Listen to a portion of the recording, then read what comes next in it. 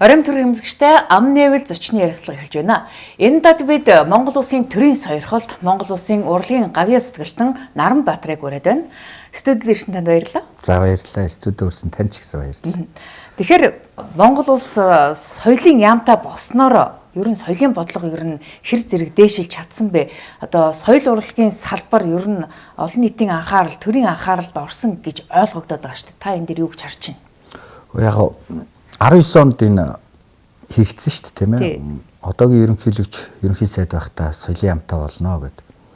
За мэдээж ирвэл дээрэн толгоогоо тушаах, төртөө байх, зовлонгоо тоожих аав ээжтэй гэдэг шиг яамтай байх нь бол урлагийн ажилтан бидний хувьд бол баяртай мэдээ яхаа аргагүй мөн. Зовлон жаргалаа хаваалц болж удахгүй юм а, хин нэг нь тайлагнах, хин нэгэн яамны карма өрөөнд биш вэ гэдэг чинь бол том одоо баяр хөөр үстэй. Гэхдээ би нэг юм боддгийн зүгээр хийж байгаа хүмүүсийн юмыг бол буруутгахаасаа илүү зас залруулах нь бол бидний үүрэг байх гэж ойлгож байна. Одоо ч манай нийгэмд нэг үгүйсгэлийн нэг туйл болчихлоо шүү дээ. Аливаа юмыг сэдээд гаргаад хийхээр л үгүйсгдэг, харлуулдаг. Одоо нэг тийм донтой болчихж байгаа юм. Энэ донгоос бол бид нэр салах хэрэгтэй. Болж байгаа юм болж байгааг нь харж, болохгүй юмыг бол болохгүй юмыг нь хэлэх хэрэгтэй. Гэхдээ засах сэлбэх гэдэг ухаанаар бид нар одоо зам мөрөө засч юмар юм шиг байна. Урд нь бол одоо 20-од жил соёл урлагийн салбар бол одоо энэ боловсролын яамны нэг карма өрөөнд л одоо ингээ орхигдсон байсан бол одоо ингээ тусдаа одоо бодлого хариуцсан яамтай болчлоо. Тэгвэл энэ яамаараа дамжуулаад одоо дэлхийд дахинд зөөлөн хүчний бодлого гэж байдаг шүү дээ, тийм үү? Өөрөөр хэлбэл урлаг соёлын салбараар дамжуулаад мөнгө олох тийм боломжийг бол дэлхийн олон улс орнууд ашиглаж байна л та. Зөвхөн одоо баялгаа зараад биш, тийм үү? Одоо энэ урлагийн бүтээлээ патент зараад авьяасаа зараад мөнгө олдог тэр одоо боломжийг маш их ашиглаж байна. Монгол Улсын соёлын яам энэ тал дээр ер нь жоохон анхаарал хандуулж чадахгүй байна уу? Юу дутагдаад байна? Та юу гэж харж байна? Тэхийн тулд яг энийг хийж болно. За бүгд ойлгож байгаа байхгүй юу? Зөөлөвч нэмлэр урлаг соёлоор дамжуул, соёлын солилцоогоор дамжуулж өөрсдийнхөө брендийг үүсгэх. За тэрний ард нь ингээд хөрөнгө оруулалт, за тэгээд санхүүжилт, за ашиг бүнлүүж гэдэг юм ингээд. Энэ яагаад чухал вэ гэхээр соёл урлаг гэдэг чинь өөрөө юу юм бэ гэхээр тухайн үндэстний оюун санааны тусгаар тогтнолыг эрхэмлэх хэрэгтэй байхгүй. Миний одоо гол хэлэх гээд байгаа юм соёлын яамны үндсэн чиг үүрэг бол би ч уухай бодлыг ярьж байгаа шүү дээ. Би ямар улс төрч биш. Энэ оюун санааны тусгаар тогтнолыг сая хүмүүст ойлгуулахын тулд бид үндэсний үзэл гих чимийг тогтоох хэрэгтэй байхгүй соёл урлагийн яам. Тэр нь юугээрээ вэхээр бүтээлээр дамжуулдаг. Театрын бүтээл, кино бүтээл, уран зураг, утга зохиол, хөгжим урлаг, бүжиг урлаг. Гэхдээ урлагийн олон төрөл зүйл биш үү? Энэ зүйлүүдээр эцэстээ нэг зүйл үжилж байгаа. Энэ Монгол гэдэг үндэстэн. Зүгээрчгүй нэг үндэстэн. Одоогоор бараг 50000 жилийн түүхтэй болох ч байгаа. Ийм төр тулстай байсан, ийм үндэсний үзэл баримтлал гэдэг юм байхгүй болчихлоо. Үзэл баримтлалыг бид л энэ урлаг соёлын яам өөрөө тунхуулж өгөхгүй бол дараагийн таны бит хоёрын яриад байгаа тэр зөөлөвчний бодлого чинь алдарна. Ягаад гэвэл суурьгүй учраас, хамгаалтгүй учраас худалдаж чадна. Өөрийнхөө үнэт зүйлийг өгөөсгөж чадна. Хүнд өгч чадна. Авилгал хээл ахуулт өртүүлнэ, лойрдно. Ийм гарч ирж байна. Гэхдээ жишээ нь музейн бүтээлүүдээр, археологийн бүтээлүүдээр ярихад ингээ асуудал гарч ирж байна. Тэгэхээр Монгол хүний үнд зүйл гэдэг ихээр та бол ерөнхийдөө Монголын одоо тэр соёл, өв уламжлал гэдэг асуудлыг бол хүндэж байна, тийм үү? Тэгтэл Монгол улс одоо тэр өв уламжлалаа хадгалах, хамгаалах асуудал дээр орхигдуулснаас болоод өнөөдөр дэлхийн соёлын өвд нэг цөөхөн хэдэн одоо өв соёлоор бүртгүүлсэн, бус нь ингээд бүртгүүлж чадаагүй байдал өөр улс орнууд ингээд бидний соёл юмаа гэдэг ингээд бүртгүүлээд эхэлсэн. Бид нар ингээд өв соёлоо хулгайд алдагдах ийм байдал руу орчод байна, тийм үү? Бид нар ингээд энийг алдаад байгаа шүү дээ. Жишээ нь та бүхэн одоо бид хоёрыг үзэж байгаа хүмүүс шүү дээ. Морин хуурыг ЮНЕСКОд манай өв гэж бүртгэдэг гэдэг. Үгүй ш 50% нь бүгд нар дотор тулсан шүү дээ. Яагаад 50% гэж?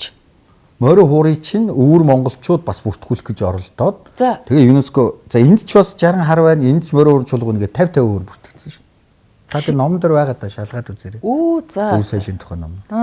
Бид бол ингээл 100% л гэж бодож байгаа шүү дээ. Гэтэл яг яс юм дээр ингээл 50-50% байх чинь. Гэхдээ эн чинь одоо бидний өв мөн үү?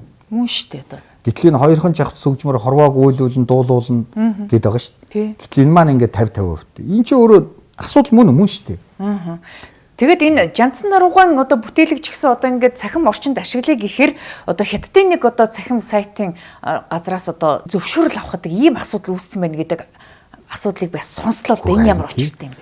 Одоо би наад чи ингээд цэвэр оюуны өмчийн асуудлууд яригдах байна. Биднэрт өнөөдөр яг сүүлийн үед л оюуны өмчийн тухай асуудал яригдаад за яг манайха оюуны өмч гэхээр нөгөө мөнгө олборлох тухай талаас хараад байгаа байхгүй. Уулын дархлагц хамгаалах талаасаа илүү хармаар байгаа байхгүй. Жанцсан нуур гэдэг хүн чинь Монголын иргэн. Тий. Монголын иргэн учраас хөгжим Монголын хөгжим байх талаас нь бид нар харах хэрэгтэй байхгүй. Гэтэл Монголын хөгжмийн зохиол чинь Монголын хөгжмийг гадаадын одоо юунаас зөвшөөрөл авна гэж. Гэтэл чи өөрөө ингээд аимшигтай тийм эсрэгцэл үүсчихэд байгаа байхгүй. Тэгэхээр энэ дээр бид нар цаашдаа бас яаж анзаарах юм бэ? Эн чинь л өөрөө соёлын яам, оюуны өмчийн энэ одоо бит болон бит бус өвийн одоо оюуны батламжийн тал дээр бид нар маш сайн хууль болон өшөө наривчилсан одоо дүрм журмуудыг ингээд тэр эрдэмтэй мэрэгэн улсууд нь төлөвлөж бичиж санал оруулах хэрэгтэй шүү дээ. Тэгэхгүй бол ингээд монгол хүний би хэлээд тэр оюуны тусгаар тогтнол гэдэг чинь ингээд алдаад байгаа байхгүй. Харин тий. Одоо наазах нь л одоо дунд сургуульд одоо ордог байсан тэр уран зохиолын түүхэн хичээлүүдийн цагийг багасгаа зарим нь бүр одоо хичээлийн хөтөлбөрөөс нь хасаа хийцэн энэ асуудал ер нь монгол хүн болж төлөвших тэр нөхцөлийг бүр одоо хумаад байгаа юм болов уу гэж хараад. Монгол хүн хизээ бий болох тухайн асуудал гэхээр яг боловсролын систем дээр яригдах байхгүй. Та боддоо монгол хүн болж төрөөд монгол орчинд монгол энэ хэл яриагаараа ярих хэрэгтэй. За бид нар нэг 120 мянган үгсийн сантай байл. Тэг өнөөдөр ингээд нэг сүүлийн статистикээр 3000 үгэн дотор та бүхэн ярьж байгаа юм биш үү? 30 жилийн дараа нэг 2500, 60 жилийн дараа 2000. За мэдхгүй 100 жилийн дараа 500 үгэн дотор ярихыг үүсэхгүй байхгүй. Өнөөдрийн дүр зургаар бол энэ бууралтай индексээр бол хэрэглээ багасах юм бол эн чинь хэл мөхөх тал руугаа л явна шүү дээ. Тэгээ хэл мөхчих юм бол үндэстэн байхын хэрэг юу вэ? Гэтэл өнөөдрийн боловсролын систем дээр ямар пропаганд орж иргээр англи хэл сурах хэрэгтэй. Гадаад хэлгүй сурах ёстой байж болно. Гадаад хэл боловсрол биш шүү дээ. Гадаад хэл мэдлэг шүү дээ. Боловсрол мэдлэг хоёроо бас ялгар салгаж ярмаар байна. Харин тийм. Өнөөдөр та англи хэлтэй цэцэрлэг гэл хэлж. Хэлээ мэдгүй. Би ингээ орцондоо ингээ хүүхэд ингээ англи хэлээр ярих би ууралт гэж зүгээр энэ миний авир байх л та. Одоо яга үний юм чинь. Энэ мэдрэл мутаах намайг загнаад тэгээд аав ээжтэй хэлдэг байлгүй. Монголоор хэлж би ууралт гэж. Орцны хүүхдүүд гэдэг зэн чинь. Тий. За. Хаа сайгүй англиар ярьж байна. Одоо тэгж байна. Энэ чинь одоо сүрэл шүү дээ. За тэгээд хэл байхгүй болохоор чи юу байх юм? Сэтгэлгээ байхгүй болчих. Хэлэн чинь сэтгэлгээ байна. Тий. Тэгээ монголоор сэтгэж чадах. Тэгээ монголоор сэтгэж байгаад ирэхээр сүүлийн үеийн зарим нэгэн киноны жүжигчд одоо солонгос жүжигчин шиг тоглож байна. Ааш мааш гэх. Солонгос одоо тэр хангуг хүний авирыг гаргаж байна. Чи монгол жүжигчин тэг тоглож болох. Тэрийн хэлдэг найруулагч ч байхгүй. Яагаад гэвэл манайхаас сүүлийн үед копи паст хийж байгаа учраас. Солонгос кино одоо хит их үзснээс болоод ер нь залуучууд солонгос стилээр хувцаслаж тэгж аяглах болоод байна шүү. Солонгосчууд бол актер байна тийм ээ. Соёлын товтлогоогоо хийж байна. Тий. Тархи угааж байна. Өнөөдөр солонгос киноны нөгөө ажуу манарын тухай кино нэг хэсэг савнгийн одоо дуур гэж ярьж байлаа. Дурлал үзээдсэн. Өнөөдөр яг тэрнийхээ одоо мөн чанар гарч байгаа. Хаа сайгүй хүмүүсэн ажилгүй хэрэгтэй хэрэггүй юмны доор комент бичдэг. Ажилгүй мөн чи урд нь зөндөө ажил биш үү? Ажлын байраар хамгийн их ирж ажиллаж байгаа юм байхгүй. Цалин голоостой. Болж игэл зүгээр сууж агаад 5 цаас олчих гэсэн. Энэ юунесгээс улс төрчдөөс эхэлсэн. Сонгуулаас. За. Гү тэгсэн шүү дээ. Халамжийн бодлого явсан л. Вэне халамжийн бодлого явсан нь сонгуулаас эхэлсэн. Нэг хорон хоорны нэг хэдэн авгаа нарыг мөнгөөр угжаад. Тэгээ сонгуул дараагийн сонгуулийг хүлээдэг. Дараагийн сонгуул хүртэл тэргээр угжиж идэг. Тий. Бүр цалинждаг. Бараг тогтмол. Тий. Яаж улс хөгжих юм бэ чи? Хөдөлмөрлөх ёстой гэдэг шүү дээ. Хэрвээ та нэг улсын иргэн болсон бол тэр улсад таны хувь нэмэр тэр бүтээн байгуулалт нь та хувь нэмрээ оруулсан байна. Яагаад энэ тухай хүмүүс мэдэхгүй вэ гэж эх оронч үзлийн тухай ойлголтгүй учраас энэ тухай ойлгохгүй. Тэгвэл соёл урлагийн салбар уран бүтээлээрээ тэр орхигдоод байгаа энэ орон зайг одоо нөхөөд одоо энэ эх оронч үзэл энэ одоо өв уламжлал энэ монгол хүний үнд зүйлийг одоо ойлгуулах талаар бас уран бүтээлээ тэр тал руу яг одоо та зөв хэллээ. Тийм учраас энийг зөвхөн нэг байгуулга биш байхгүй юу? За. Соёлын яам буюу тэр том удирдах байгаа институт шүү дээ. Эн чинь өөрөө тэр жилийн одоо нэг юу гаргах нь шүү дээ. Мэргэжлийг.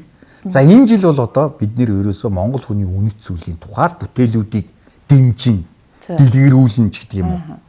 Одоо юу ч болсон ерөөсөө энэ утганд ор. Эсвэл дараа нь Монгол хүний бахархлын эсвэл мэргэжил бүхэн сайхан. Одоо нэг юм л болол хуульч болдог, юм л болол өмгөөлөгч, юм л болол эмч. Энд чи бусдын тэгээд хин хийх. Тэр сантехник жижиг хин хийх. Хин хийх ёстой үстэй. Хин нэг нь тэр тостой инженер хийх ёстой үстэй. Технологич хийх хэрэгтэй үстэй. Тэр нь байхгүй. Дандаа нэг том мэрэгжил мөрөөдсөн.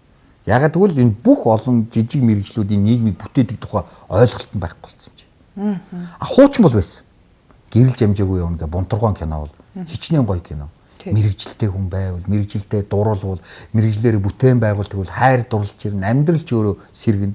Тэгж яваа хүн өөрөө зөв шудраг байдаг. Мэдгүй ингээд нэг бидэнд нэг үлгэрлэх юм байлаа шүү дээ. Кейс авах юм. Одоо тийм баг. Юм бол кинон алан хитан хаач тийм байна. Баахан костюмтэй хүмүүс бие нэгэ дагаж гүгээл машинаас буугаад. Тэр Солонгост бол тийм амьдрал байсан. Нэг хэсэг пак ерөнхийлөгч үед. Манай тийм байгаагүй шүү. Шал өөр газар зүүн байралтай, өөр өв соёлтой, өөр сэтгэлгээтэй ард түмэн дээр өөр юм наагаад байгаа байхгүй. Тэгэхээр эний чинь яам нь удирдах хэрэгтэй биш. Чиглүүлэх мэрэг биш. Үүшээ ингэж юм аа. Захиалга өгмөр биш. Захиалга өгм. Бид энэ жилийн киноны одоо баажтан дээр ийм сэдвтэй төсөвтэй тий одоо төсөвтэй тий хүнлэг сэтгэл, Монгол хүний мөн чанарыг язгуур шинжийг агуулсан тийм бүтээлүүд дээр бид нэр одоо ингээд юу өгнөө. Дэмжлэг тусалцаа үзүүл. Дэлхийд гарна. Гэхдээ дэлхийд тэр чинь л гарна шин. Дүүрэ мэлжийн сэзээ гарч ирсэн. Тийм шүү дээ. Тэгэх юм бол тэр чинь аяанда гарах нөхцөл нь болж байгаа. Ингээ ерөнхийдөө юм бодлогоороо бодлогын цаатлын үнц нь Монгол хүн гэж хийм бэ гэж. Бид нар өнөөдөр шүү дээ. Хэн байснаа нэг түүхээс хараад байгаа. Одоо хэн болсныгаа бүр анзаархаа байчлаа. Тий. Ирээдүйд хэн болохыгаа бүр таашгүй болчлаа. 800 жилийн өмнөх дээр л гацчаад байгаа юм шүү юм уу? Тий 800 жил дээр л нэг супер байсныг л яриад байна. Тий. За энэ хооронд бол мэдээж юуны шумар бол ингээ уруудсан. Бид яг зүгээр сайхан байснаад ярьдаг хөгшин юм шиг болчиход байгаа байхгүй. Нөгөө дурсамжаараа амьдэрдэг шиг. Тэгэхээр та түрүү хэллээ шүү дээ. Монголын одоо кино урлаг хүртэл одоо ингээд нэг өөр үндэснийг дагам дуурайсан юм шиг тийм болж хувирлаа гэдээ ярьж байна. Тэгэхээр Монгол хүний үнд зүйлийг одоо эрхэмсэн юм уу тэр үнд зүйлийг одоо ойлгуулах тэр амьдралын мөн чанар, хүн чанарын тухай тийм кино ер нь одоо байхгүй байна уу? Сайн зохиол олдохгүй байна уу? Яагаад энэ тал руу ажиллахгүй байна вэ? Мэдээж тэр талаар ингээд мотивац хийх хэрэгтэй. За. Нэгд.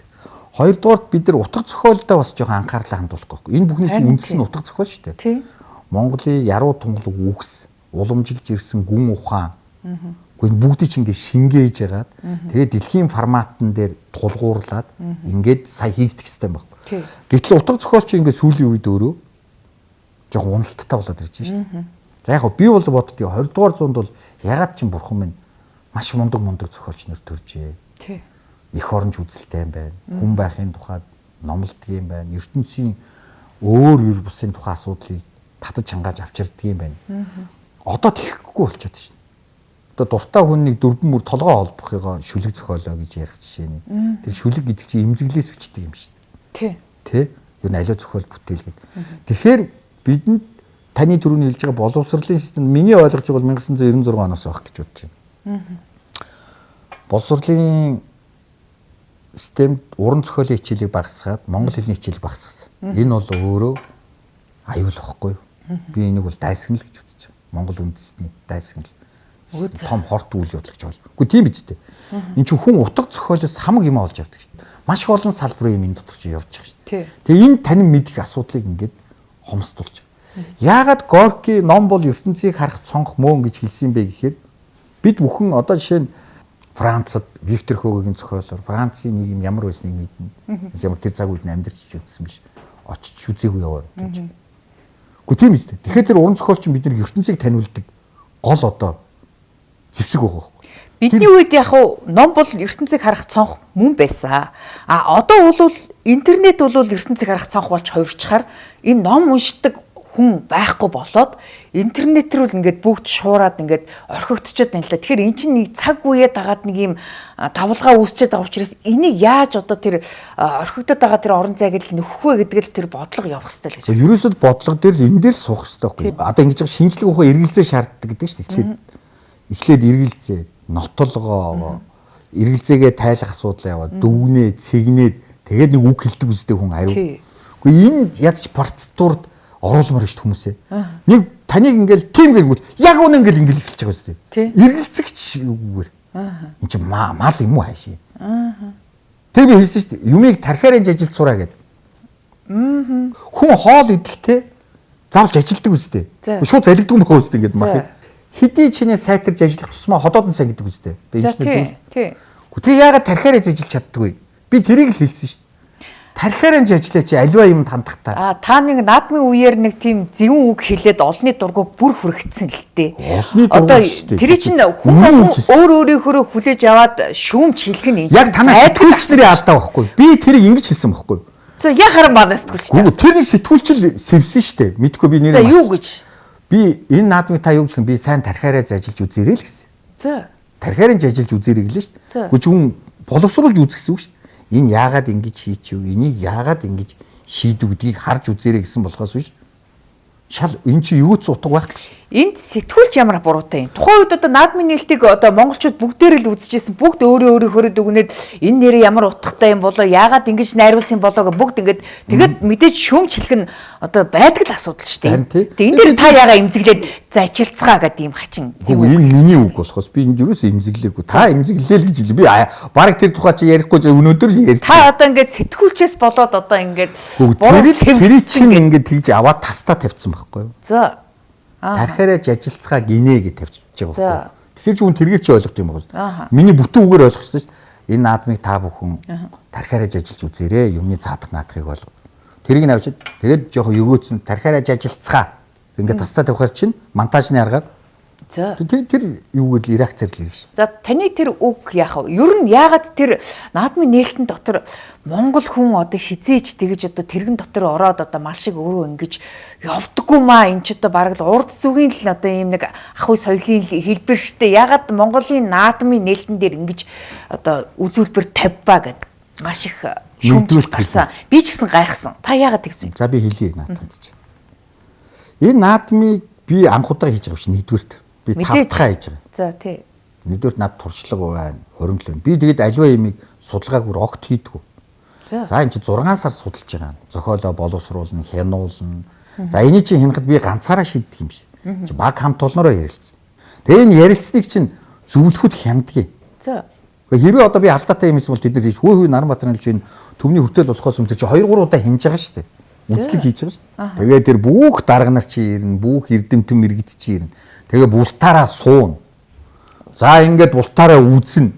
Ийм процесс явдаг шүү дээ. Би наадмын нээлттэй чи зөв. Таны одоо ингээ үзмжээр таны найруулгаар бүх юм ингээд хинч хөндлөнгөөс нөлөөлж оролцохгүйгээр та ганцаараа хийдэг гэж ойлгосон чинь. Тийм олон шатар байдаг юм уу? Бүр тэглэг яг. Би одоо бүр танд энэ заварсан. Ганцхан намайг хийж яхад биш. Бүх хүмүүсийг хийж яхад. За. 3-нд төрийн концертыг хяндаг эхний хяналтанд. 4-нд стадионыг хянана. 7-нд төрийн концертын эцсийн вариантыг үзнэ. 8-нд төв нээлтийн нээлт таалтын сценарийг бүтгэнээр нь үзнэ. Бүх хувц сунар хөгжим бүх юм полны явсан байх шээ. Ингээд болохгүй байвал дахиад өөрчлөлт амжихгүй. Бүр зэм өөрчлүүлжсэн тохиолдол байна. 7 хоногийн дотор уу? Тийм тохиолдол байна шүү дээ. Энийг бүр хас энэний хооронд ийм оруул гэдэг. За. Би гол юм хэлж шээ. Бүх юм хяналтанд ор явж байгаа шүү. Тэгээд энэний дараа бүгд хяналтгүй болчихж байгаа юм шүү. Ганцхан яг таны хэлдэг Наранбаатар нэг харанхуй өрөөнд сууж яснаа 11 өглөө гаргацсан юм шиг бүгд алах болчихдог. Тий. Ийм л улсууд байхгүй хамтарч юм хийчихэд тэгэл эзэнгүүд яг би тэглээ гэдэг шүү дээ. Би танд юм хэлээд намайг 1000 одоо мууллаа гэд би муулчихгүй сайлаа гэд ч би бас сайн болохгүй. Тийм учраас би энд нэг имзэглээд би шүүмжийг бол аав таны хэлдэг. Шүүмжлийг авлаа гэж би авлаа гэж ойлгохгүй шүү дээ. Би дараа юм хийхдээ юу гэж би анзаарах вэ? Хүмүүс юунд имзгэлч юу? Дараа би хин нэгэн зөвлөхтэй ийм алдаа байдгийн шүү. Энэ дээр бас боломжтой хандж байгаарэ гэдэг юм аа л би тунгааж авна нөхөөс нэг нь болоод өнгөрсөн юмыг би яах юм. Хоёрдугаар хизээж би монгол хүн. Эх орондоо хайртай, монгол үндэстэнтэй хайртай хүн би тооноор дугуй хийхгүй. Би хамгийн түрүүнд энийг чи анхны сэвсэн юм хэлээ. За. Тэр нэг согтуудлогоо ингээд нэг тооноор дугуй хийлээгээл гаргаад ич. Гэрийн тухай ном унш. Гэрийн хөгжлийн тухай 3 4 бот номнууд байгаа. Тэнд монголчууд эрт дээр үеэс айгүй тийм инженерчнэл их сайтай байсан. Их мобильны. Бид нар гэр тэргэхэд тэрэгэн дээр гэр тавьдаг гэж юу н ойлголттой байдаг шүү дээ тий. Магадгүй 13 дугаар Чингис хааны том хөл тэрэгэн дээр том. За энэ бол сүүл үед. Гэсэн гэр тэрэг гэдэг чинь үндсэндээ маш их одоо бид нар талын монголчууд гэдэг талд буудаг. 30-аас 40 км-ийн хараацанд буудаг. Яг гэвэл бид нар монголчууд эртнээс сонор сэрэмжих өндөртэй байсан хүмүүс. Маш хурдан буудлана. Тэгээд тэр одоо барааг хараад аюултай гэж үзвэл зугтах эсвэл сөрөг арга хэмжээ авах гэсэн хоёр вариантанд л. Тэр үед бол тэр гэрээ янзлаад ич болдог байхгүй юу? Цаг алд. Тийм учраас тэр буулгаад бариад авах. тэр чи айгүй их цаг алдсан. Тэнд яасан бэ гэхээр гэр тэр гэдэг маань хоёр талын дугуй шүү дээ. Дугуйгаа ингээд энэ чи ерөөсөө ингээд онцтой. Бүгд ингээд салчин. Нэг ч хадаасгүй. Онцосоо салгаад нэг дугуйнд суур болол нөгөө дугуйнд тоон болчих. Тэгээд атсан өнүүдээ хийлээ. Дөрвөн ханаа татлаа. Хийлээ. Нөгөө тэрэгний чи юм аран баг шүү дээ дөрвөлжсэн. Энд чи хаалга болчих. Нөгөө морилууга татдаг одоо энэ чи юу гэдэг вүлээ одоо ирж байгаа. Энийг энэ дээр туг шийдмэ өлгчдөг. Тэгээ холоос хараад балдангийнх нь дууцсан байгаа юм шүү дээ. За аюул боллоо гэхэд маш хурдан эргээд тэргээд засч чинь. Юу ч нөгөө нэг уулмаргүй алга болдог гэдэг ч тэр байна. Тэгэл аюул цугдаж чинь. Энэ мобильны энэ маш их хөдөлгөөнтэй хурдтай энийг уул нь харуулж байгаа байхгүй юу? Тийм учраас би одоо хариултаа өгье. Тооноор тэрэг хий, тооноор дугуй хийгээгүй. Дугуйгаар тоон хийж байгаа байхгүй. За. Тэгэж тийм хийгээстэй тоон гэж байдгүй юм аа. Зөв муулах юмаа л олж ядаж байгаа юм. За тэгээд одоо монгол хүн хизээч хүн тэрэг болтгүй маа. Хүн тэрэг гэдэг. Ядаж нэг үхэрчхнаа хөлчих боломж байдаг үсттэй. Тэр мал зал нь бол яг дараагийн асуудал. Наа чинь условны ойлголт байхгүй юу? За. Тэр нэг хүү яваад нь штэ. Тэр хүүд хамгийн үнэтэй нь ээж нь байхгүй юу? Зүгээр ээжигээ үүрүүлчихье гэхээр тэр тэрэгний соёл гарч ирэхгүй гэсэн байхгүй юу? Тэр их хүн бол би түрүү их орон гэж хэллээ штэ. Их хүн. Тийм учраас хүн ээжигээ аягүй сайн хайрлах хэрэгтэй. Тэгээд тэнд чи ийм болж байгаа. Тэр тэрэг чи ингээ орж ирээд тэр талбайн тэнд очиод гэр болоод хувирчиж байгаа байхгүй. Тэр дүрсийг гаргаагүй. Тэгэхээр аргагүй хүмүүс тэгж бол. Тэгээ нэг нь постлцохоор бүтэн үзээгүй чи яах юм бэ? Ягаад гэвэл нөгөө телевизийн камер тэрийг аваач камер мен тэрийг аваагүй. Нөгөө тэрэг чи очиод угсрагдаад энд хүмүүсээс аягүй гоо гэр болж байгаа хэсэг нь баг. Тэгээ буцаагаад гэр нь хумигдаад тэрэг болоод гарч байгаа хэсэг нь гаргаагүй байхгүй. Би бол зөвхөн тэрэг ч одоо нэг хүн тэрэг дээр л ашиглагч тэрэг юм бэ. Өөр ямар ч одоо үүрэг рол ороод тэгтэн чи тэрэг гэр болоод гэрээсээ нөгөө хүү чи ээжигээ үүрээд. Тэгээ тэр тавцсан дээр гараад тэр нэг дууг дуулж штэ ээжигээ тэр санагалцж байгаа их хүн гэдгийг. Энд чи ийм процесс явагдаж байгаа. Тэр энд одоо камермен одоо монтажны асуудал. Монтажны асуудал уу эсвэл зураг авалтын алдаа юу? Зураг авалтын алдаа энэ ч одоо зөндөл тайлбарлаж байгаа. Ерөөсөө наадам хийхэд үе үеийн найруулагч нарын нэг санаа зовдөг юм гэхээр ингээ их том асуудал шүү дээ энийг. Маш зүв авахгүй болохоор зарим юм нь хаягдчихдаг. За тэгээд би энэний ард нэг юм харж байгаа. Наранбаатрыг муулах бол нэг асуудал биш. Тэр бол яг би муулагтаал гэж. Сайн муугар сав дүрдэг хорвоос хойш. Ямар төгс төгөлдөр биш. Миний хамгийн их санаа зовж байгаа. Энэний ард ажиллаж байгаа 2500 хүний хөдөлмөр. Би тэгтээ гоншигндаг бас ирэх хүн биш. Шалчгана шампан гэдэг ч юм биш. Тэрний энсэн тэрний алдаа байсан минийх биш гэж гэдэг хүн биш. Зүгээр би миний алдаа гэж үзүүл. Алдаа гэж үзүүл. Хоёрдугаар ганц энэ манай үндэснийг бидний бахархал болж байгаа монгол хүн гэдгээ мэдэрдэг энэ вакцин хийж байгаа энэ наадам руугаа дайрдаг болж штэ. Одоо энэ бол штэ дараа жилээс бүр хэцүүднэ. Ингээ сүулдэ хүн баяр наадмынхаа үн цэнийг мэдхээр. Гэхдээ ерөөсө тийм зураг харагдаж байгаа юм. Ингээ үнэт зүйл рүүгээ л дайруулж штэ одоо тэгээд. Зүгээр л тэр гутаанд оромжлох тороолын ажиллагаа явсан ш. Та ер нь зүгээр сэтгүүлч хүн гадарлаж байгаа. Хэн нэгэнд тийм ашиг сонирхол байна. Тэрийгээ л сайхан хөгжүүллээ. Тэгээд одоо ингэ наадмын нээлттэй ч одоо жил болгон таниар найруулах гэдэг юм уу? Эсвэл та найруулъя гэж өөрөө санал тавьдаг юм уу? Ер нь тэгээд сүүлдээ ер нь ихэнх нээлтүүд ер нь ойролцоо үйл явдалтай ойролцоол ийм одоо хөтөлбөртэй харагдаад байгаа юм л. За би одоо энэ ам нэвэл уушинэ гэж заа. Өнгөрж байгаа юм биш заа юу. За. Би энийг хэлэхгүй бол болохгүй юм шиг байна. Хүн хэлхээс нааш гэж. Би 16 онд анх удаа наадам найруулсан. За. 16 оноос өмнө наадмын урилга гэж юу байлаа, плед гэж энэ тэнд өвтдөгсэн. Та санаж байгаа байх.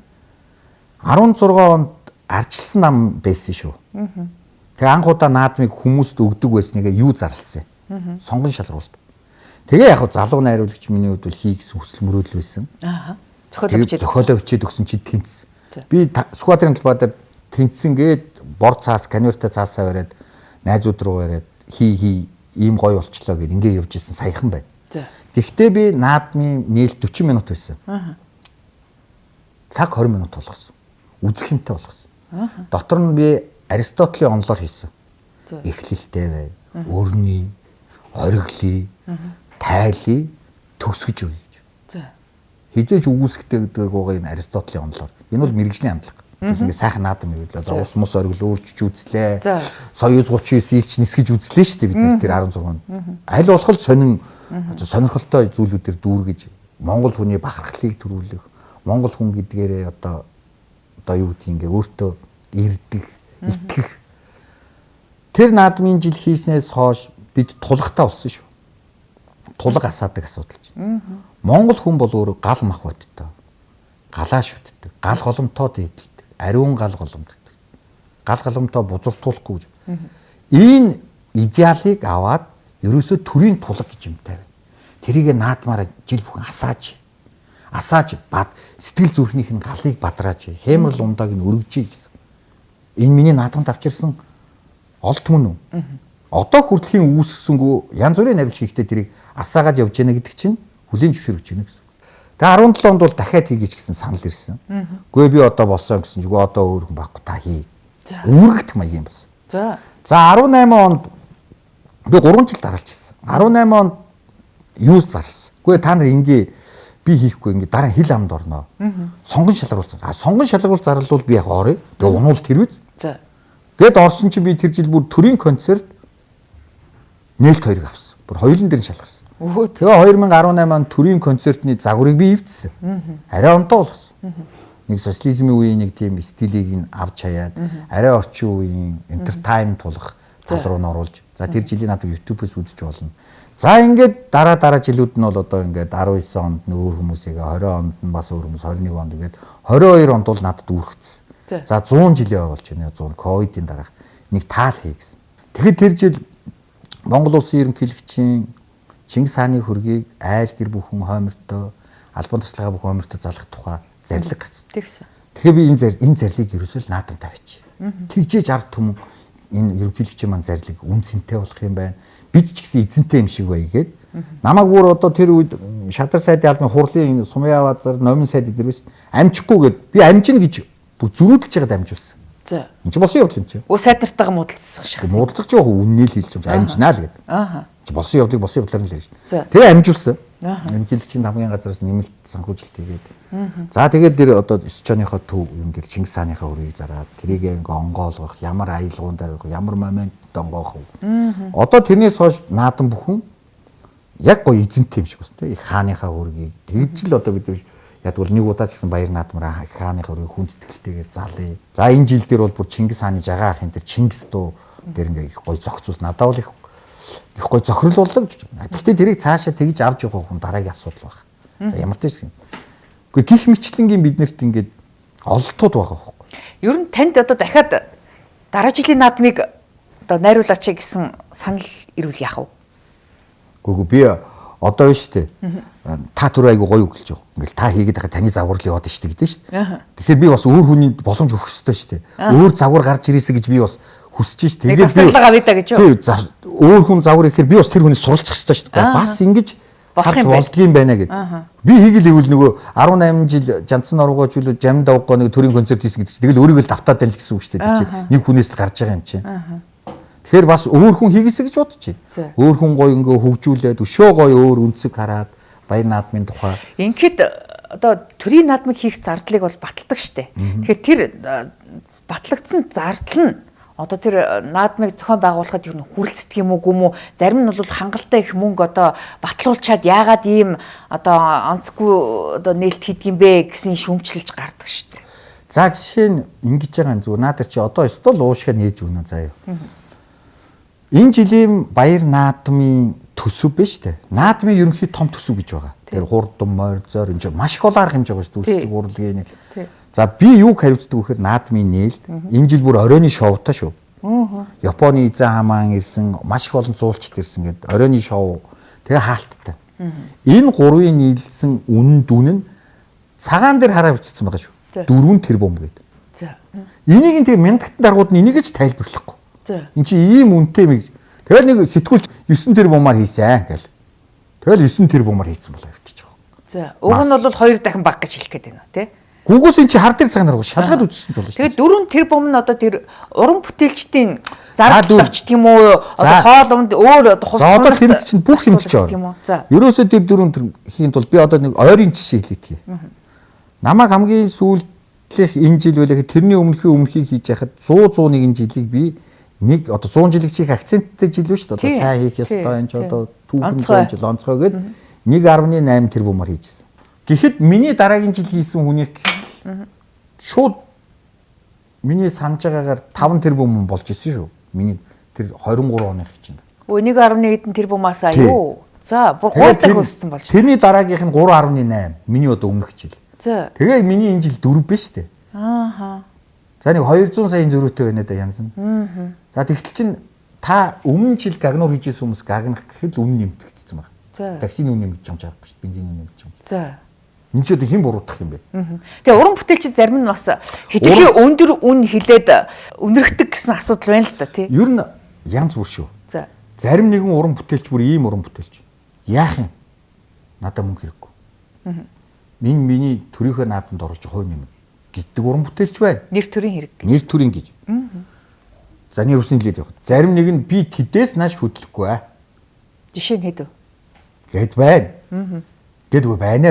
Зүгээр ингээл ойлгож байгаа. За гэтэл тэр зардал чи юунд яд вэхээр хамаг их зардал, дийлэнх зардал бол тайс декорацанд яв. Зураачийн ажилд яв. Хувц сунруудын дизайны гарган биш байна гэж базаж хаян дахиад зургийг гаргана. За маш их олон хөгжмийн бичлэгүүд хийн. За энэ дууг ингэж ивдээ, ийм этник болгоё, ийм аранжировок болгоё. Энийг хэн дуулах уу? Гэхдээ ерөөсөн чинь ингээд маш их ажил байгаа. Гэхдээ одоо тэгэл тэр наадмын тэр бараг 9-10 тэрбумын төгрөгийн тэр зардал гарч байгаа. Тэрнээс чинь бас нэг 5-10 цаасны унцтай ажиллах гэдэг юм биш үү гэж хардаг байдаг л та. Энд чи угаасаа л гэрээгээр хөлсөрөө л ажил. Та өөрөө тэг хэр хэмжээний одоо юу гэдгийг хөлс авдгийг. Гэхдээ би эний чинь өөрийнхөө ажлынхаа хөлсийг л авна шүү дээ. За. Энд чинь би 6 сар ажиллаж байгаа шүү дээ. Нэг ёсны өдөр бүхэн хүмүүсийг дуудаж уулзсан ингээд бүх ажиллаа. Зүгээр нэг сар ажиллаад нэг эсвэл нэг хуримнаар хийж байгаа юм биш үү? Тэгээ эний чинь боловсруулна. Эний чинь бүх хүмүүсийг уран бүтээл татна, оруулна, репетиц тэр халуун нар нь тэр өдрийн чинь халуун нартай өдрүүд дийлэнх нь байдаг. Ус ундаа ойрлж хашгирна. Бөөн ажил. Ер нь тэгэл бухимдаж одоо ингэж загинжээж л уран бүтээл гардаг л ах та. Гэхдээ харин тийм ч дээ урлагчийн ингээд инээж хийж болдог юм биш байхгүй. Тэр чинь гэхдээ үргэлж тийм биш үү? Заримдаа уурлан, заримдаа магтана, заримдаа зөөлнө. Үгүй маш их олон нюансын дунд одоо ингэж бүвээлэгдэж уран бүтээл гаргана. Уран бүтээлчний бүхэн ч янз бүр. Заримыг нь магтахаар сайн юм гардаг хүн байна. Заримыг нь жоохон шордоод өгөхөөр юм нь гардаг хүн байна. Хүн бүхэн чинь адилгүй байхгүй. Тэгэхээр наадмын нээлтийг найруулах драмын театрт тайзнаа жүжиг найруулах хоёр юм мэдээч газар тэнгэр шиг ялгаатай байх л та.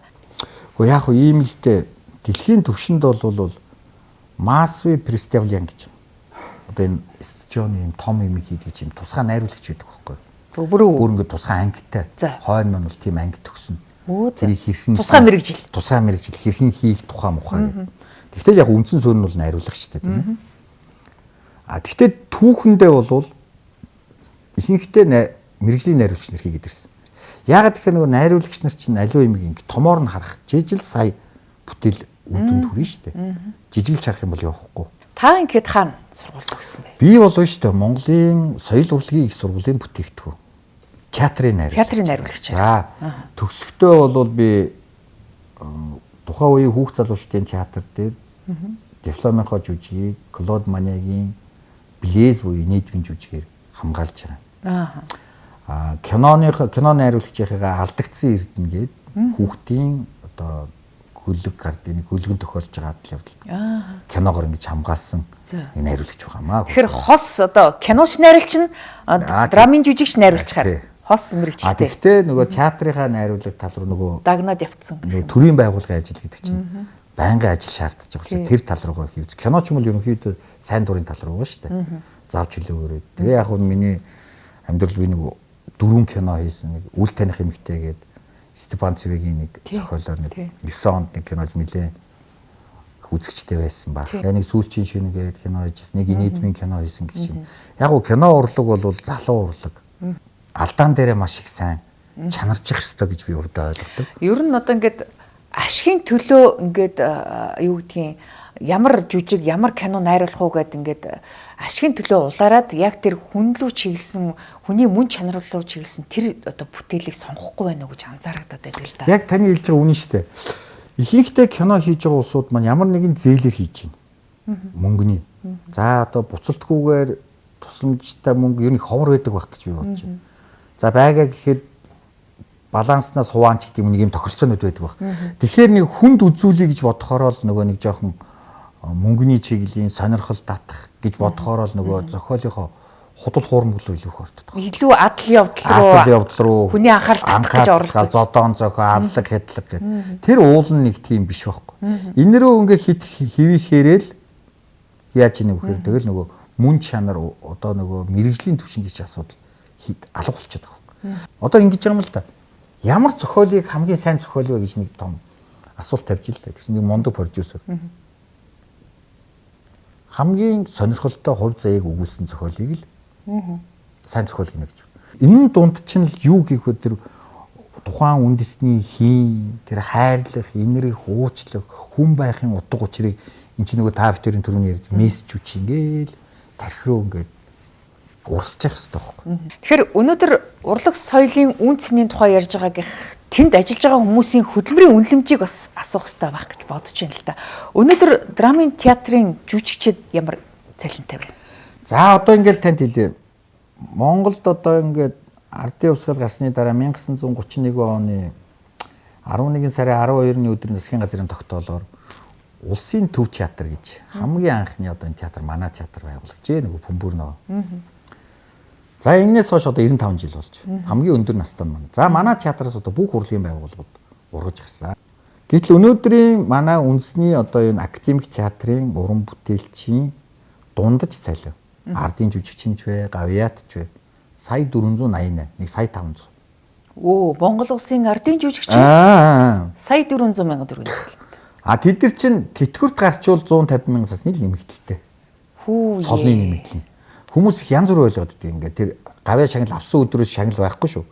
Тэтгэврт гарсан өдрөөс нь цагаас хойш тэтгэвэр дээр нь 150 мянган цаас л нэмэгдэж байгаа. Тэгдэм байлээ тий. За, найруулагч нөгөө удирдах яваа хүмүүс маань нэг сая 700, 200 мянган цасны л нэмэгдэлтэй. Гэхдээ та ч одоо тэгэхээр сая 700 мянган төгрөгийн цалин авдаг гэсэн үг үү? Би сая 700 мянган цасны цалин тавьж. Хөөх. Тэгэхээр одоо нөгөө нэг багш эмч нарын голоод байгаа цалин гэл та аваад яваад. За би дахиад хэлье.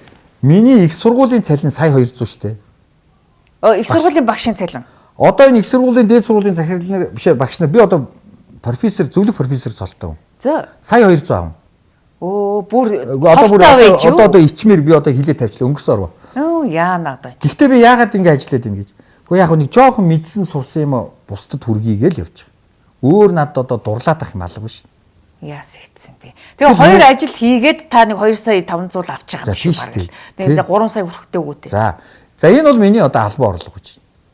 За гэх чинь албан бус орлого зөндөөл байл. Над би нэг лекц уншихад нэг 5 саяар 5-аас 10 саяар уншчихдаг юм тийм. За нэг хүмүүний сценарсаад номын редактор хийгээд над бол ажил зөндөө байна л да. Олох орлогууд бол. Урам найр хийгээд би ч найруулагч юм шүү дээ. За. Зөндөл юм байгаа үстэй. Шинэ жил мэл гээд. Тэгээ нэг би ч одоо анх Монголд хувийн жүжиг гэдэг юмыг анх гаргаж ирсэн шүү дээ. Одоо 2000 онд бооцоо гэж жүжиг хийлээ шүү дээ. За тийм. Ингээд драмын театрт ингээд зүгээр төлөвлөгөө уран бүтээлний сарда 2 3 тоглож байгааг хаачлаад. Гэхдээ яагаад бид нэр ингээд өөрснөө хөдөлж хийж болдгоо юм бэ? Хүнээс мөнгө зээлээ. Тийм ээ? Тэгээд жүжигчтэй хөслөе. Одоо та манай жүжигч ингээд сарын цалинтай байл л дээ одоо. Тэгэхээр би дээрээс нь тэгчих та миний жүжиг тоглоод өгөө. Би танд нэг тоглолтын 100 мянга өгөө. Болж байгаа үстэй. Та чадвартай юм чи. Чадварыг чи үнэлээд. За. Тэнгүүтээ би маркетингээ өөрөө хийгээд шатвал би шатна. За. Олол бий болох гэдэг үстэй. Тайзныхаа түрээсийг төлж байна. Тийм үгүй юу? Тийм байна. Жүжигчдийнхээ хөлсийг өгч байна. За, телевиз маркетингийнхаа зарлыг өгч байна. Ингээд нэг цаана нэг юм үлдвэл одоо миний ашиг үстэй. Миний хөдөлмөрлсөний зүтгэсэн. Энийг анх гаргаж ирсэн шүү дээ. Одоо ингээд та тэгвэл хувийн театр байгуулчих боломж байгаа юм шүү. Гэхдээ яг хүмүүс зөвлөөл ахын тэгтээ хараа нэг юм байдаг юм байна. Би нэг юм хэлв. Ёстой нэг хүмүүс тэгдэг шин социализмоос гараад. Ингээд насаараа би одоо ингээ 25 6 жил улсад ажиллаж байна. Тасралтгүй. Анх төсөөл улсын дараамын эрдмийн театрт болсон. Анх дагалдан жүжигчин хийсэн. Тэгээ жүжигчин манай болд эрдэн бид яг тэгж эхэлсэн шүү дээ. Тэгэл үднэс яг л дараамын дөрөв гэж ярьдаг. Тэгэл гоо юм чи зүгээр ингээд хараа хэдүүлээ дуу хуурцаг гаргая. Тэгвэл мөнгө олж болох юм байна. Бас ингээд уран бүтээл сэтгэлгээл гаргаж байгаа шүү дээ. Тэгэл өөрснийгөө хөгжүүлээл. За ингээд хувийн жүжиг надаар тоглосон хайрыг маш их хүн үзсэн та мэдж байгаа. Нэг хэсэг. Гэхдээ энэс чинь бид нар чи ахуй амьдралаа дээшлүүлнэ. Гэхдээ хүн юм байгаа үстэй. Гэхдээ ингэж болдго юм биш үү? Хүн хөдөлмөрлөөд ивэл юмд хүрч болд юм. За ингээд яваад исэн нэг мэдсэн чинь 50 гарсан. Одоо би яг үндэ яа гэдэг. Одоо бүх юм шинээр эхлэх гэр барахгүй юу? Шинээр шин театр гэдэг. За одоо ингээд төрдөө зүтгэл ингээд дуусъя. За би одоо захирал хийж байна. Сая 700 мянган цасны цалинтай. Өө за. Нэмэгдэл байхгүй. Өөртөө юу ч болохгүй. Өөртөө шагнал бичээд идэм билээ шүү дээ. Зарим захирлууд. Тэд нар л тэгдэг юм байгаа. Манайх чинь төрийн байгуул байнга аудит орж байгаа. Бүх юм шалгаж байна. Дандаа л 10 сард аудит орно. Тэгэл тийш гараад ирнэ шүү дээ. Ноотон бол. Тэгээд та ч одоо ам бүлээ яаж тижиж байна ч одоо. Тэгээд би хэллээ шүү дээ. Энд чинь зүгээр сууж чаддаг. Үхэж болохгүй шүү дээ. Үхэж үл болно болчиход байгаа байхгүй. Тэгэхээр мөнхийн хөдөлмөрлөж шүү дээ. Одоо тэгэн шүү дээ. Тэгээд нэг ном сурах хүчийг гаргасан. Би нэг 1000 уран чадварын тухай ном гарсан. Зарагдчихээн. Бас хүнд хэрэгтэй юм хийж одоо дахиад нэг ном гаргаж зүгээр сууж болохгүй шүү дээ. 6 хүүхдийн сургалтын төлбөр чангал бах та. Зарим нь хувийн сургуульд сурдаг уу? Манай одоо 2 том бол одоо төгсөж байна. Оюутны төлбөр чинь гайгүй шүү дээ. За. 10 жилийнх чинь жоох хэцүү дээ шүү дээ. Жоох өндөр шүү дээ ер нь. Сургалтын. Манай одоо багмаа нэг хувийн сургууль байна. Багийн дээдлийн хоёр бол 130 гээд улсынхаа сургуульд л сурж байна. Өө за одоо тэгэндээ. Тэрэн дээр шүү дээ. Энгийн сургуульд хүүхдүүдтэйгээ сураа явж байгаа. За миний нэг том охин оюутыг явж байна. 2 том байнд оюутыг явж байна. Энэ жилээс ингээ ерөнхийдөө төгсөө. 3 оюутантай. 3 оюутантай. Яа, бас тэгтэл чанга штэ. Ер нь бол одоо ийм баг цалинтай хүнд бол тэгтэй биш дээ. Эцэг хүн гоншгонж болохгүй штэ. Тэгэл үүрэг юм чинь тэгэл хийгээл явах штэ. Гэр бүлийн бизнес гэж байхгүй. Нэг хоёр идэхгүй, хоосоо онохгүй. За манай эхнэр бол санхүү эдийн засгийн дэд сургуулийн багш хийдэг. Намаагууд бол цалин өндөртөө.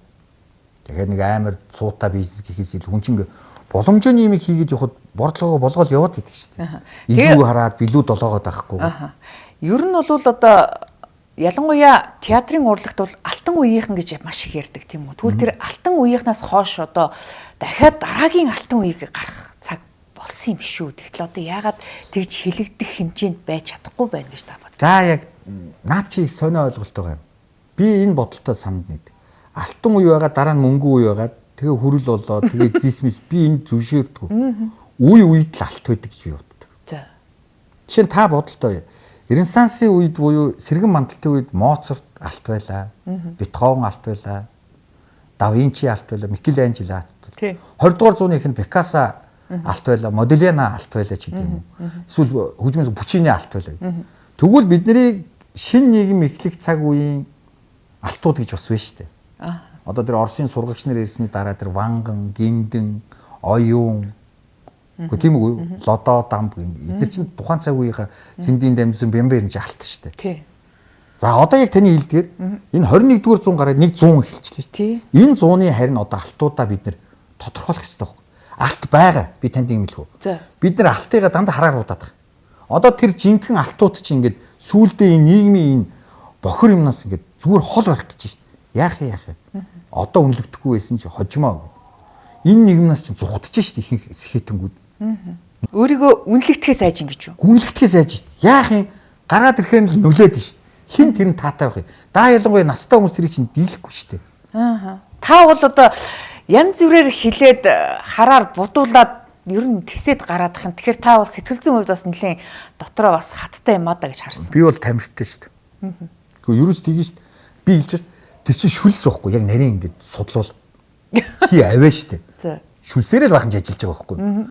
Үнэн өөрөө удаан ч гэсэн дараа нь гардаг юм. Худалчийн өөрөө маш хурдтай шүү дээ. Одоо би одоо энэ Лавсур ахын жүжиг хийж байгаа энэ дээр ч гэсэн би энэ тухай өгүүлж байгаа. Нэг цаг үеийнх нь нэг онцлог тийм. Гэхдээ энэ удаан үргэлжлэх юм биш.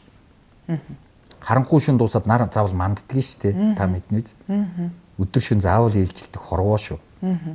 Би өөрийгөө хинбэ гэдгийг мэдчихвэл шүү дээ. Хин намайг юух надад үнэндээ наалдахгүй гэж. Үгүй үнэн шүү дээ. Би өөрийгөө хинбэ гэдгийг мэднэ шүү дээ. Би урдгүй хүн гэдгээ мэднэ. Би хаана хөлөө өвддгийг мэднэ.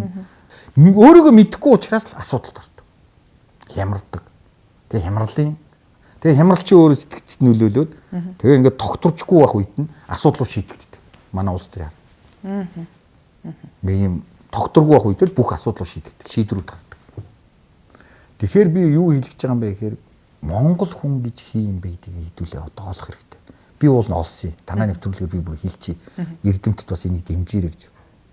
Нэг хэсэг брендингийн зөвлөлгээд Монгол хүнийг хайсан юм билээ шүү дээ. Хий юм бэ гэдэг. Тэгээ энержитик гэж үг гаргасан юм ба шүү дээ. Өөзөө.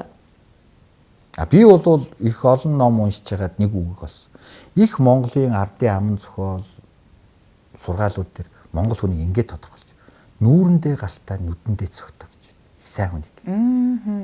Тэгэхээр таны түрүүний хэлсэн англиар бол энержитик гэдэг чинь одоо тийм энерги сайтай тийм гал цогтой хүн болж таарах гэдэг. За тэр бол тэдний асуудал шүү. Энэ зүйрлийг яаж болгох вэ гэхээр цовоо цолгиун гэдэг үгэн дээр буух юм бэл. Монгол хүн. Энэ цовоо цолгиун гэдэг үгний ард их гоё үгнүүд байна. Ажилсаг, хичээнгүү, нойрон сэргийг, ном унд мэргэн тий. Тийм уу самбаатай. Өөрөөр цовоо гэдэг үгний чинь сэтгэлийн хаттай. Сэтгэлийн хат тий. Дорноо, хэморлог, хөдөлмөрч. Тий. Цалгиун гэдэг нь бол тэрэндээ багталтай. Хийж байгаа юмдаа баг одоо дуртай. Багталтай гэсэн үг шүү дээ. Нэг ийм хүнийг бол одоо Монгол хүн гэж хэлэх юм байна гэж. Ядаж бид нар ингээд энэ үгээд болохоор хүн бүхэн цовоо цолгүй юм байна шүү.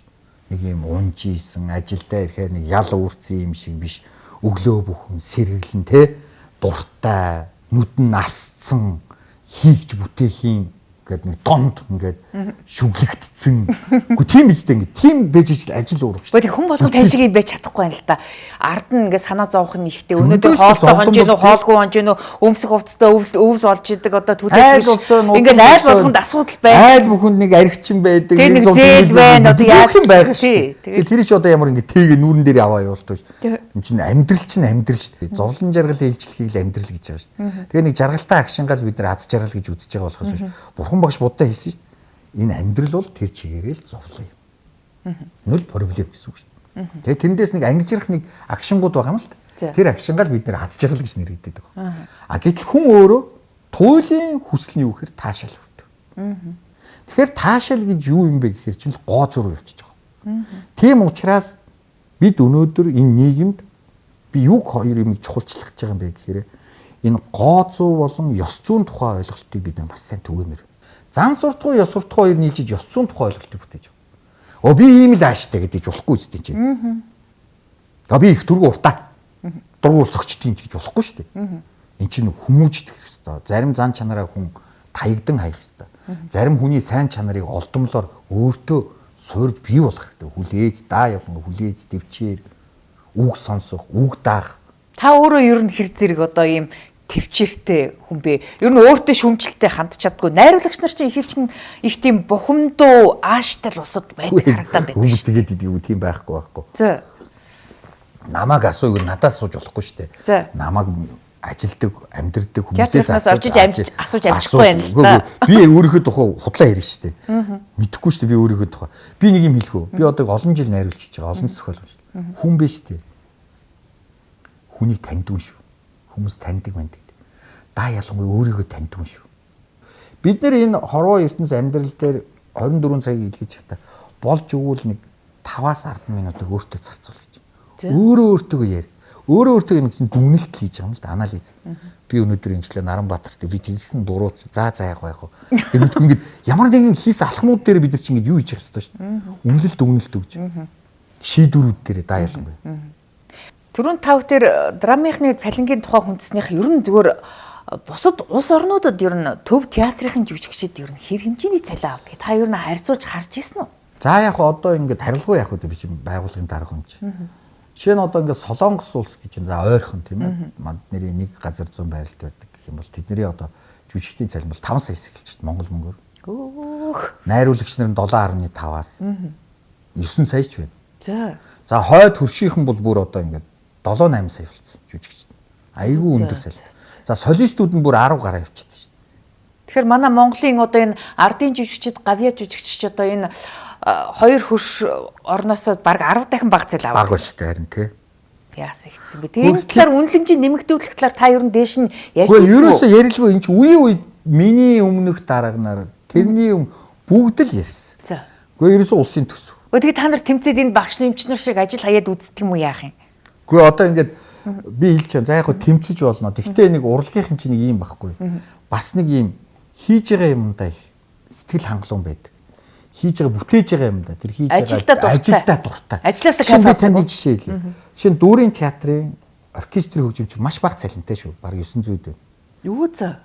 Тэгээд тэр хүн тэгээ яаман тоглож байгаа шүү. Ил гарахгүй. За. Галт тийм ээ. Тэр хүн яагаад хийсэд байгаа юм? Тэр мэрэгжил тэр хөгжимдөө хайртай учраас тэр урлаг тайчтай учраас л тэнд сууж байгаа шүү. Хэрвээ тэр хүн гарчгаад оркестрийн нэг өнгө дутчихна. Тийм. Тэр хүн бас хамт олныг бодож чинь тий. Тэгэл тэр муу баг цалингаараа болгоол явж байгаа шүү дээ чаавас. Чин урлагийн хүний нэг тийм гайхамшиг тийм нэг сэтгэл биш. Би бол тэгж л харддаг. Ар гэр нь сайн байхгүй бол ер нь тэгэл сайн уран бүтээл гаргахад хэцүү. Ер нь маш сайн уран бүтээлч ер нь хүн ханаа сонгот ар гэр нь их сайн ойлгодог хамгийн түрүүнд. Тэр мэрэгжлийг ойлгодог, оройтдог, мөрөөдөг, цаг наргүй ажиллахад дэмждэг, тусалдаг, сэтгэлийн дэм өгдөг. Одоо тийм ээ хардад сэрдэдэг, элдв янзаар мэрдгүү, мэдгүй одоо энэ зөндөл амьдрал биш бид нар тус тэгдгүү, маш их дэмждэг хүн байж ич нөгөө артист маань ирчвэ, эмчвэ амжилт гарах үндсэн би бол. Эцэстээ тэр хиний төлөө явсан юм бэхээр ард түмний гоо зүүн ойлголтыг сайн сайхан болгох гэж. Нөгөө та хоёрын түрүү ихэндээ ярьдаг шиг тэр оюуны тусгаар тогтнол, үндэсний ялгарамж, үнэт зүйлийг бий болгох гэж л явж байгаа. Ажилтангууд шүү дээ. Тэгээ би юу хэлэх гээд байгаа юм бэ гэхээр нэг л юм хэлнэ. Ер нь их ядуу хүн биш үү? Ядуу хүн гэж би гуйлах юм болох ч үнийг хэлмээргүй байгаа. Нэг ихтгэлтэй байсан.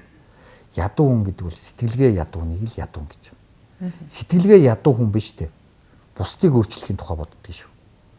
Өөрөөсөө дэндүү хол юмны тухай санаа зовдөг. Сэтгэлгээ баян хүн бол өөрийнхөө хийх ажлын тухай, өөрийгөө өөрчлөх тухай боддог. Сэтгэлгээ баян хүн. Би ингэж болохгүй юм байна. Би юм байж болох. Миний энэ буруу хазгаа энэ шавар энэ хандлага миний гэр бүл ойр авир хамт олон нөлөөлдөг юм байна. Би эхлээд өөрийгөө өөрчлөе. Би өөрийгөө зөв байлгая гэжээвэл сэтгэлгээ баян. Сэтгэлгээ ядуу хүн бол өөрийнхөө тухай авч хэлцэхгүй. Өөрийгөө хамгийн кул гэж бодно. Тэгэл бусдууд л болохоо байна. Тийм учраас их улс төр ярьдаг болно. Гэхдээ нэрээ шүү. Тэгээд хууль цааз ярина. Тантай санал нэг байна. Нэг гадны тэр бомтон ингэж ярьсан байна л да.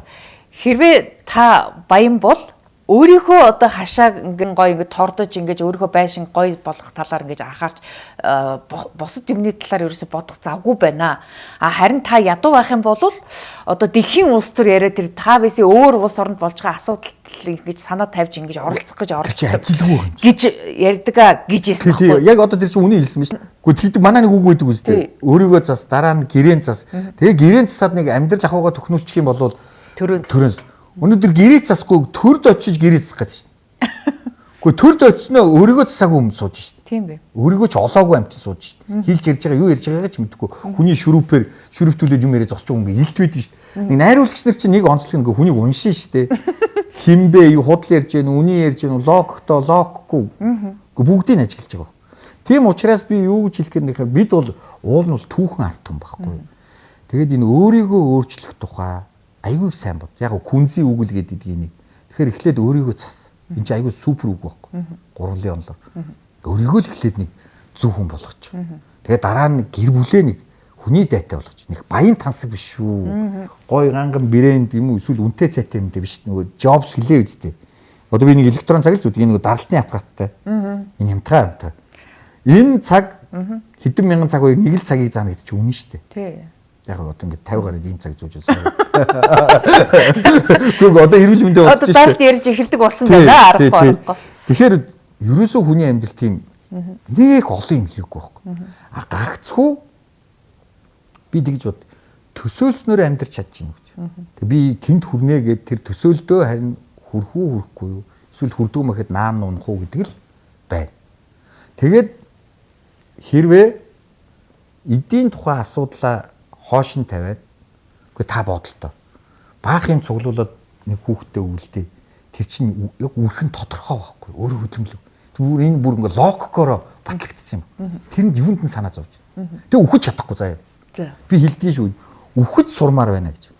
Тэр хэрхэн гэдгийг бол бид мэдэхгүй. Зүрх зогсох юм уу? Цус тасалдах юм бол бид мэдэхгүй. А гэхдээ харамсахгүй байх тухай би хэлэх гээд байгаа байхгүй. Ааха. Нэг юм үг гэдгийг шүү. Бид биш үү? Үхэхгүй юм шиг амьдраад эцэстээ амьдраагүй юм шиг үхдэг гэдэг байгаа байхгүй. Энийг л хэлээд байгаа. Амьдрчаад амьдраагүй юм шиг дахиад амьдрмаар болоод тэгчих байсан ингэчих байсан биш байхгүй. Өөрөөр хүслээрээ амьдрсан. Хүслээрээ амьдраад тэрэнд ханд сур. Бидний нэг хамгийн дутаг ханахгүй байгаа даа. Энд шунал байгаад байна. Шунал байгаад байна шүү. Амьдрахын шунал. Хайрлж үзсэн, хаягдаж үзсэн. Үр хүүхдээ болж үзсэн. Хүй чи бүх юм л үзлээ шүү. Яг энэтэй ханж болохгүй. Ядаж нэг хүнд хэрэгтэй юм хийсэн үгүй. Одоо захирлын ажил аваад жил гарan болж байна. Олон юмыг өөрчилж шинжилж хийж байна. Багаараа хамт олноороо шин замд гэдэг үрээ гаргаад. Тэгээ сая одоо 5 сард бид нэр Унгарын Будапешт дотны улсын Митем наадамд 20 орн улс наадамд оролцлоо. 30 жилийн дараа бүрэн бүрэлдэхүүнээрээ явлаа. 80 хүний бүрэлдэхүүнтэй. Биш 76 хүний бүрэлдэхүүнтэй. Тэгээд манай жүжигээр наадам нээлээ. Одоо 2 өдөр битүү зэрэгтэл тоглолоо. Уул нь наадамд чи нэг өдөр л тоглож байгаа шүү дээ. Тэгээ манай дээр бүр хүнтгэл хүмүүс үзийгээд тэр хүнүүгүй модон шний гихчлэн гадаад одоо эх жил бид нэр Ленинградын Петербургийн хааны театрт үргэлдээд байж байна. Оросын алдартай найруулагч Валерий Покон одоо бид нэр хүрсэн. Явах гэж байна. Солонгосын Сан Самару гэх том продакшнтай хамтарч музик хийх чинь. Яг гадаад харилцааны үед ингэж байна. Хэрвээ түрүүний та бүхэн гоё ярьлаа шүү дээ. Зөөлөн үсн болгоор өөрийнхөө энэ ялгарамжтай үнэт зүйлээ дэлхийд гаргая л гэвэл том төсөлтөөр ажиллах гэсэн. Юун 120 сая. Миний бодлоор бол одоо би яг одоо энэ шин сайд ундрам сайдад бас ойлгуулсан. Би ундрам сайдад бас их итгэж байгаа. Өөрөө багш хүн, бас залуу хүн их сэрэг байна гэж би харж байгаа. Тэгээд театрын ундрам сайдын театрын стратеги төлөвлөгөөн дээр энэ бол саран хөхөж жүжигийг дэлхийн бүтээл болгоно гэдээ оруулсан байлээ. Өө за. За тэгээд унаад ч ихсэн гоё. Гоё байгаа. Наранбаатар найруулагчаар өдөрдүүлнэ гэдгсэн. Би бас баяртай байна. Энэ саран хөхөж жүжигийг бүр шинжлэх ухаан шин чанараа энэ физикийн энэ квантын онол руу оруулж хийх юм бол илүү их танин мэдхүйтэй. Энэ дорны энэ одон орон судал гэдэг чинь бүр эртнээсээ их суурин байсан юм байна ч гэдэг юм. Ийм удаа гарцууд бол гарч ирэх боломжтой л гэж би хараад байгаа шүү дээ зүгээр. За ингээд бидний ярилцах цаг аль хэдийн дууссан байна. Удахгүй бас эх жилээс энэ саран хөхөж жүжигийг одоо Монгол брэнд болгож дэлхийн олон улс орнуудад тоглох асуудлыг бас төлөвлөж байгаа юм байна. Энэ төлөвлөгөө тань бас амжилт хүсье. За баярлалаа. Тэгээд Монгол хүний чинь нэг сайн ерөөл хайрлна гэж байгаа шүү дээ. Нөгөө Монгол хүн бэлгэр. За ерөөл Батор шиг болтугай. Тэгээл одоо нэвтрүүлэгт орж нөгөө ярилцсанд их баяртай байна. Тэгээд та бүхний ажилд амжилт хүсье. За баярлалаа.